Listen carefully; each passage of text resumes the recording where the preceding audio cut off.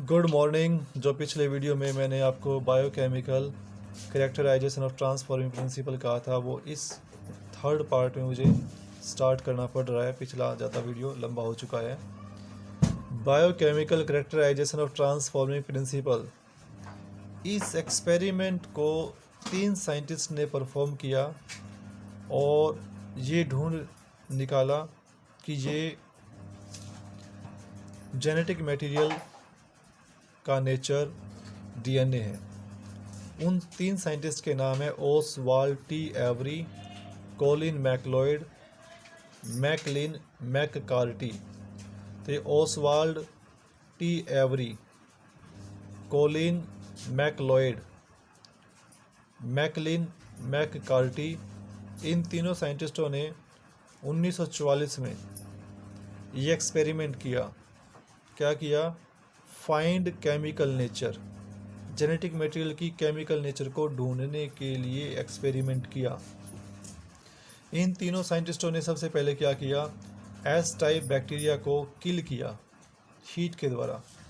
तो killed S type bacteria with heat, और इस बैक्टीरिया की बॉडी में से डीएनए निकाल लिया, प्रोटीन निकाल लिया, कार्बोहाइड्रेट निकाल लिया।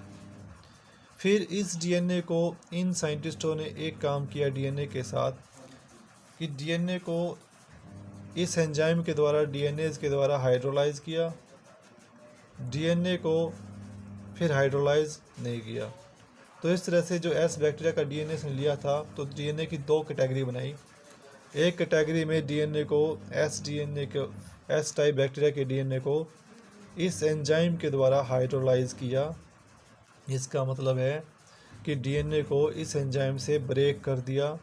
तो जब डीएनए ही टूट चुका, एस बैक्टीरिया का डीएनए इस एंजाइम ने जब ब्रेक कर दिया, तो ये डीएनए जो ब्रेक हो चुका है, अगर आर बैक्टीरिया की बॉडी में भी चला जाए तो उसको ट्रांसफॉर्म नहीं कर सकता, उसे एस बैक्टीरिया में कन्वर्ट नहीं कर सकता।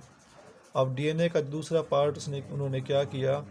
दूसरे पार्ट में ये डीएनए एंजाइम नहीं लिया, जिसके कारण ये जो डीएनए था एस टाइप का, ये इंटैक्ट रहा, ब्रेक नहीं हुआ। अब एक्सपेरिमेंट कैसे उन्होंने किया? ये एक टेस्ट ट्यूब है, ये कल्चर मीडियम भरा हुआ है, इसमें 1 2 3 4 5 आर बैक्टीरिया को लिया है। इस कल्चर मीडियम में उन्होंने कार्बोहाइड्रेट एस टाइप बैक्टीरिया का कार्बोहाइड्रेट डाल दिया। तो उन्होंने क्या देखा? कार्बोहाइड्रेट डालने पर आर बैक्टीरिया में कोई चेंज नहीं आया, नो चेंज। तो मालूम चला कि कार्बोहाइड्रेट जेनेटिक मटेरियल का नेचर नहीं है।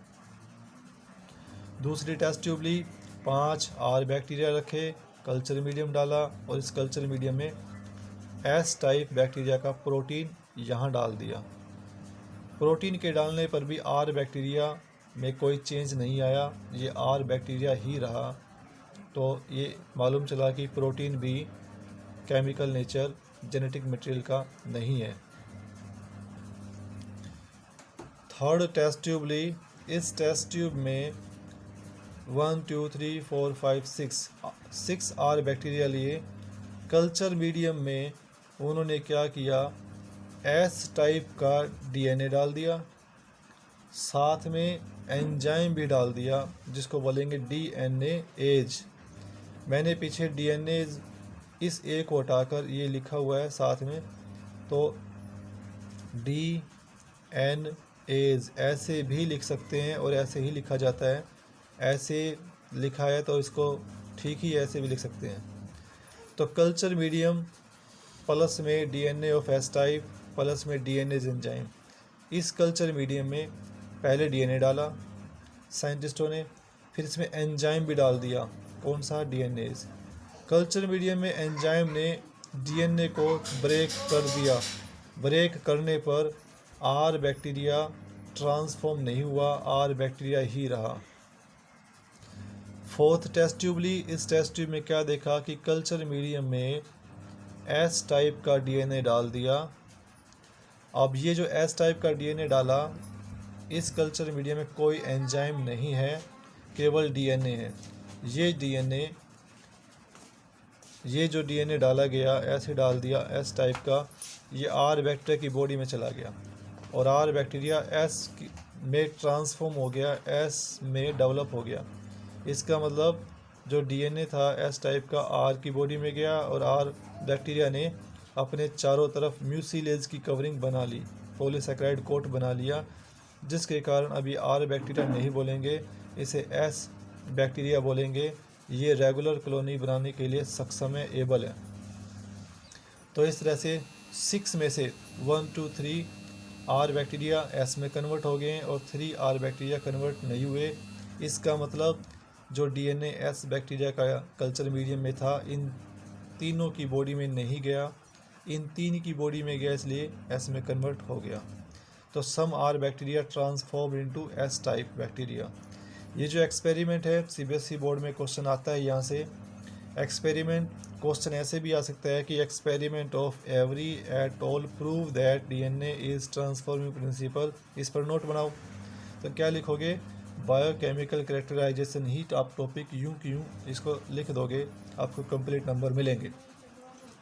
जेनेटिक मटेरियल को जानने के लिए थर्ड एक्सपेरिमेंट किया गया। वैसे तो जेनेटिक मटेरियल को सर्च करने के लिए थर्ड एक्सपेरिमेंट किया गया, उसका नाम है एल्फ्रेड हर्सी मार्था चेज, 1952 में किया गया। इन्होंने T2 बैक्टीरियोफाज, ये वायरस होता है, इसको ग्रो कराया। 2 अलग अलग बैक्टीरिया की कॉलोनी ली, वो बैक्टीरिया एस्केरिका कोलाई है। उन अलग अलग कॉलोनियों में इस T2 बैक्टीरियोफाज को ग्रो कराया। कैसे कराया मैं अब समझाता हूँ आपको।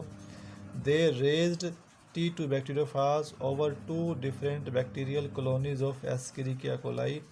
एस्केरिका कोलाई की एक बैक्टीरियल कॉलोनी ये ली, दूसरी बैक्टीरियल कॉलोनी ये ली। इस कॉलोनी में केवल उन्होंने रेडियो एक्टिव फॉस्फोरस को रखा। इस कॉलोनी में केवल उन्होंने रेडियो एक्टिव सल्फर 35 को रखा। तो बैक्टीरियल कॉलोनी जो 1 है, इसमें केवल फॉस्फोरस 32 रखा है जो रेडियो एक्टिव होता है। इस सेकंड बैक्टीरियल कॉलोनी में सल्फर रखा है जो कि 35 है, ये रेडियो एक्टिव होता है। अब इस कॉलोनी से क्या बेनिफिट हुआ, जब इस कॉलोनी में T2 बैक्टीरिया को डाला गया तो बैक्टीरिया की बॉडी में जब वायरस बनेगा, वायरस का जब डीएनए बनेगा, तो वायरस के सारे डीएनए में फॉस्फोरस 32 चला गया।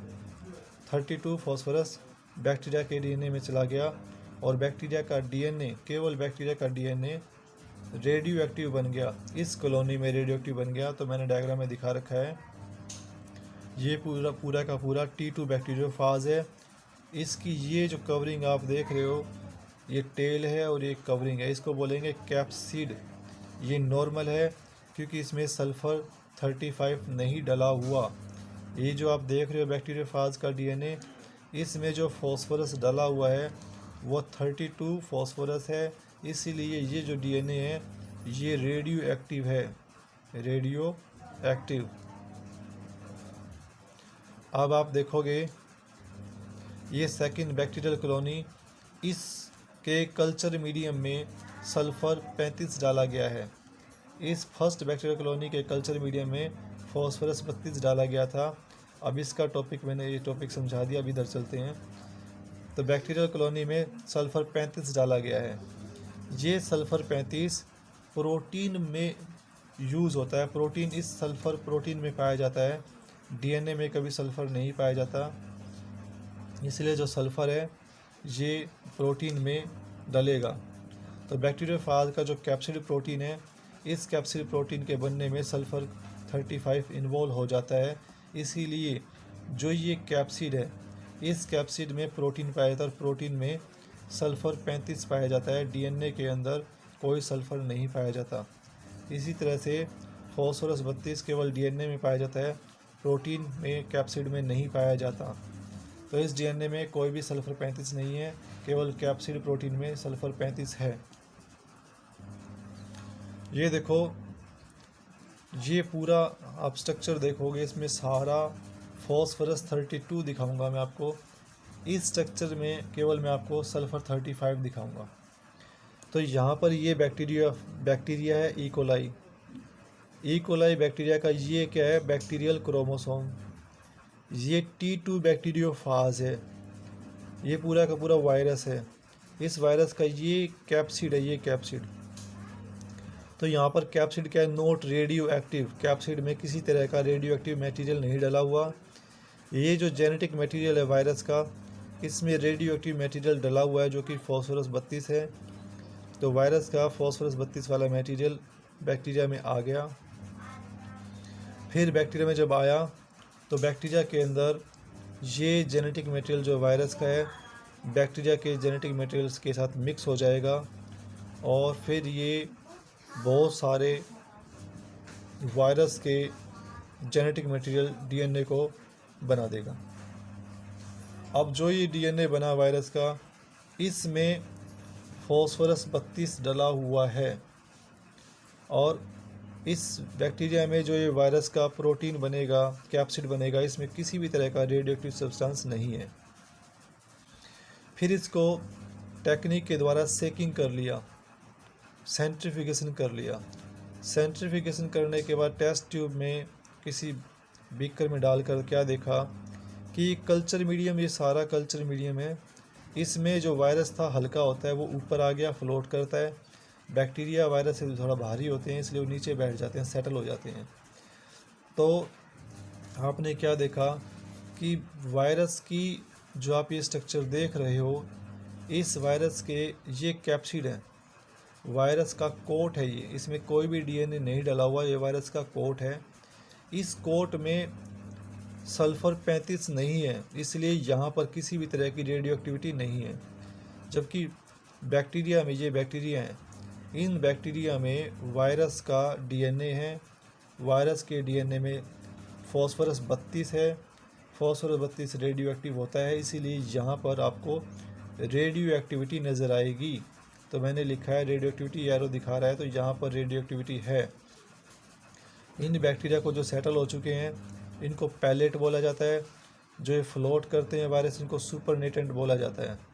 फिर आगे दिखाया कि ये बैक्टीरिया के अंदर ये वायरस के ये कैप्सिड बन चुके हैं, इनमें किसी भी तरह का रेडियो एक्टिविटी नहीं है। ये वायरस का डीएनए बन चुका है, इनमें फॉस्फोरस 32 प्रेजेंट है, ये रेडियो एक्टिव हैं। तो बैक्टीरिया के अंदर यहाँ पर रेडियो एक्टिविटी नज़र आ रही है, लेकिन जो वायरस बाहर चिपका हुआ था उसमें किसी तरह की रेडियो एक्टिविटी नज़र नहीं आई थी, इसलिए लिखा है कि रेडियो एक्टिविटी प्रेजेंट, बैक्टीरिया की बॉडी में रेडियो एक्टिविटी प्रेजेंट है। जब ये बैक्टीरिया रप्चर हुआ, लाइसिस हुआ, फटा, तो ये वायरस कंप्लीट असेंबल होके बाहर निकले। तो लेबल्ड बैक्टीरियोफाजिस मैंने लिखा है, इसका मतलब है कि ये जो खाली कैप्सिड थे, ये वायरस खाली कैप्सिड थे, ये डीएनए वायरस के कैप्सिड में आ गया। तो डीएनए, ये कैप्सिड है, इसमें डीएनए आ गया, इसलिए बोला है कि लेबल्ड हो गया है। अब ये वायरस जो बैक्टीरिया की बॉडी से बाहर निकला, ये रेडियो एक्टिव है, ये भी रेडियो एक्टिव है, ये भी रेडियो एक्टिव है और ये भी रेडियो एक्टिव है, क्योंकि रेडियो एक्टिव डीएनए इसके अंदर है, यहाँ भी अंदर है, यहाँ भी अंदर है और यहाँ भी अंदर है। अब बैक्टीरिया से जो बाहर वायरस निकलेगा वो रेडियो एक्टिव ही होगा, क्योंकि उसके पास फॉस्फोरस 32 डला हुआ है। अब देखो सारा 35 पर काम करते हैं। तो ये बैक्टीरिया है जो कि मैंने आपको बता दिया पहले ही, इकोलाई बैक्टीरिया है ये बैक्टीरियल क्रोमोसोम है, ये इकोलाई बैक्टीरिया, ये बैक्टीरियल क्रोमोसोम। ये आप देख रहे हो कैप्सिड, वायरस का खाली कैप्सिड। इस कैप्सिड में रेडियो एक्टिव कैप्सिड है, इस कैप्सिड में रेडियो एक्टिव सल्फ़र 35 है, इसीलिए ये वायरस का कोड सारा रेडियो एक्टिव कहलाएगा। इस वायरस का जो जेनेटिक मटेरियल निकला और बैक्टीरिया की बॉडी में आ गया, तो इस जेनेटिक मटेरियल में किसी भी तरह का 32 फॉस्फोरस नहीं है, इसलिए ये DNA non radio active DNA कहलाता है। तो वायरस का ये genetic material non radio active है। इसकी जब सेकिंग की गई तो क्या देखा कि ये जो कैप्सिड था, virus capsid, virus capsid, virus capsid, ये वायरस कैप्सिड, ये भी वायरस कैप्सिड है। जब इस कैप्सिड में सल्फ़र 35 प्रेजेंट है, सल्फ़र 35 कैप्सिड में प्रेजेंट है, सल्फ़र 35 रेडियो एक्टिव होता है, तो यहाँ पर इतने सारे रीजन में आपको रेडियो एक्टिविटी नज़र आएगी, क्योंकि रेडियो एक्टिव सल्फ़र 35 कैप्सिड यहाँ प्रेजेंट है, तो ये रेडियो एक्टिव कहलाएगा। जबकि नीचे जो बैठा गया बैक्टीरिया है, इस बैक्टीरिया के अंदर जो डीएनए है वो नॉर्मल डीएनए है, उसमें फॉस्फोरस 32 नहीं है। इसलिए ये बैक्टीरिया बिल्कुल भी रेडियोएक्टिव नहीं है और ना ही किसी तरह की रेडियोएक्टिविटी शो करता है। इन बैक्टीरिया को पैलेट बोलेंगे। इन वायरस को जो ऊपर फ्लोट करते हैं सुपरनेटेंट बोलते हैं। फिर आपने क्या देखा कि बैक्टीरिया की बॉडी में केवल जेनेटिक मटेरियल को दिखाया गया है। ये जेनेटिक मटेरियल यहाँ पर लिखा है नॉन रेडियो एक्टिविटी। तो जेनेटिक मटेरियल में किसी भी तरह की रेडियो एक्टिविटी नहीं है, क्योंकि जेनेटिक मटेरियल में फॉस्फोरस 32 नहीं है। ये वायरस का जेनेटिक मटेरियल दिखा रखा है, ये वायरस का जेनेटिक मटेरियल दिखा रखा है, जो कि नॉन रेडियोएक्टिव डीएनए है विदाउट 32 फॉस्फोरस। अब फिर आप देखोगे इस बैक्टीरिया की बॉडी जब ये फटी तो इसमें से जो वायरस बने बाहर निकले, उन निकले वायरस में क्या देखा कि ये डीएनए नॉर्मल है, ये डीएनए नॉर्मल है, ये डीएनए नॉर्मल है और ये डीएनए नॉर्मल है। लेकिन जो हमने कल्चर मीडिया दिया था जिसमें इस बैक्टीरिया को ग्रो कराया है, उसमें क्या डाला, 35 सल्फ़र डाला था। और वो सल्फ़र 35 केवल इस वायरस तक सीमित है, इस वायरस में ही है। लेकिन जब ये वायरस इस बैक्टीरिया की बॉडी से बाहर निकले पूरी तरह से बनकर, इसके कैप्सिड में भी आपको सल्फ़र 35 नज़र नहीं आ रहा, क्योंकि सल्फ़र 35 इस बैक्टीरिया की बॉडी में है ही नहीं। तो कैसे सल्फ़र 35 ना होने के कारण रेडियो एक्टिविटी नज़र नहीं आएगी। तो जो प्रोटीन इस बैक्टीरिया की बॉडी में है उसी प्रोटीन से एक कैप्सिड बना। अब उस कैप्सिड में सल्फ़र 35 नहीं है, तो ये कैप्सिड पूरा का पूरा नॉन रेडियो एक्टिव है। ये डीएनए पूरा का पूरा नॉन रेडियो एक्टिव है। तो इस एक्सपेरिमेंट से क्या मालूम चला कि जेनेटिक मटेरियल जो वायरस की बॉडी से निकला था बैक्टीरिया में गया था और रेडियो एक्टिविटी बैक्टीरिया की बॉडी में दिखाई है। बैक्टीरिया की बॉडी से जो बाहर पड़ा वायरस है उसकी बॉडी में नज़र नहीं आई। तो इसी से प्रूव हुआ कि जेनेटिक मटेरियल डीएनए है। लिखा है transduction experiment of Hershey's and Chase to prove that DNA is genetic material in bacteriophage. अब ट्रांसडक्शन भी समझ लो क्या होता है। जब कोई भी डीएनए वायरस के थ्रू बैक्टीरिया की बॉडी में पहुंचता है तो उस प्रोसेस को ट्रांसडक्शन बोलते हैं। कैसे, ये वायरस और ये वायरस का डीएनए, तो ये वायरस का डीएनए वायरस की बॉडी में से निकला और इस बैक्टीरिया की बॉडी में आ गया, तो इस प्रोसेस को क्या कहेंगे, ट्रांसडक्शन। अब ये वायरस किसी और बैक्टीरिया का डीएनए हो सकता है लेके आया है, या किसी और बैक्टीरिया की बॉडी में से निकल के आया है। तो इस वायरस का डीएनए अब बैक्टीरिया के डीएनए में जा रहा है, बैक्टीरिया की बॉडी में जा रहा है। तो जब डीएनए वायरस के थ्रू बैक्टीरिया की बॉडी में जाता है उस प्रोसेस को बोलते हैं ट्रांसडक्शन। तो ये मैंने जेनेटिक मटेरियल का सर्च आपको बता दिया। तो ये सर्च तक टॉपिक ओवर हो चुका है। नेक्स्ट वीडियो जो होगा वो डीएनए रेप्लिकेशन पर होगा। अगर इसमें किसी भी तरह का डाउट आपको लगता है तो आप कमेंट ज़रूर करना और उस डाउट को मैं सॉल्व करूँगा। अगर सारा वीडियो समझ में आ गया है तो आप लाइक करें और वेरी गुड वेरी नाइस का कमेंट ज़रूर करें। आज के लिए इतना ही।